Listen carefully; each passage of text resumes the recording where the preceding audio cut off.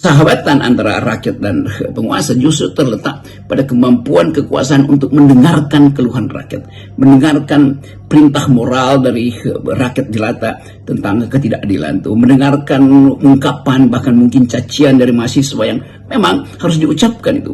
Kendati mereka tidak menuntut lebih, mereka hanya ingin ada hak mereka untuk membayangkan masa depan itu.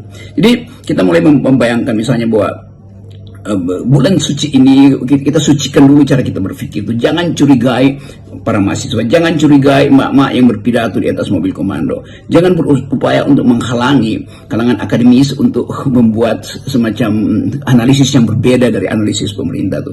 Ini semua itu yang kita maksudkan sebagai pembersihan batin itu. Kemungkinan terjadi crash karena crash ekonomi misalnya itu mulai terlihat tuh, bahwa kepercayaan pada sistem perbankan kita atau sistem keuangan kita atau sistem ekonomi kita keseluruhan itu betul-betul buruk tuh. Dan sinyal internasional juga menunjukkan bahwa Indonesia agak sulit untuk tampil dalam profil yang dibayangkan, yaitu akan jadi negara maju kalau kondisi perekonomian hari ini tidak membekas atau tidak membekaskan harapan pada rakyat. Kalau kondisi politik hari ini juga masih dilihat sebagai upaya transaksi di antara elit, sementara permintaan keadilan terutama pada mantan Presiden Jokowi itu seolah-olah dianggap sebagai kecengengan atau keributan para mahasiswa, padahal itu adalah hal yang real itu.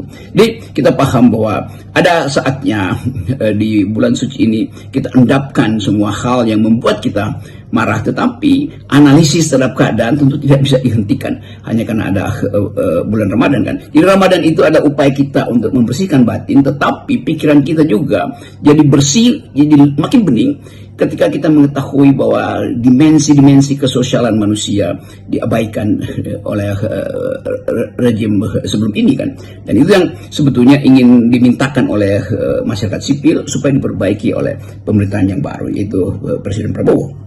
Bagi pemerintahan Prabowo, Ramadan ini juga momen penting untuk menjalankan perintah agama, ya. Itu kan tugas pemerintahan itu apa? Antara yang kalau dalam konsep Islam ya amar ma'ruf nahi mungkar ya.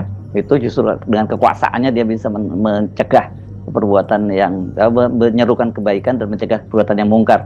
Dan saya kira itu merupakan tugas utama jika ingin memenuhi janjinya untuk mensejahterakan rakyat, karena korupsi itu betul-betul sudah luar biasa. Ya, mudah-mudahan Presiden Prabowo dan kabinet mampu untuk menjaga stabilitas ekonomi justru ketika memasuki bulan puasa ini dan ada kebutuhan pasti yang akan meningkat konsumsi di akhir bulan puasa nanti untuk menjelang Lebaran.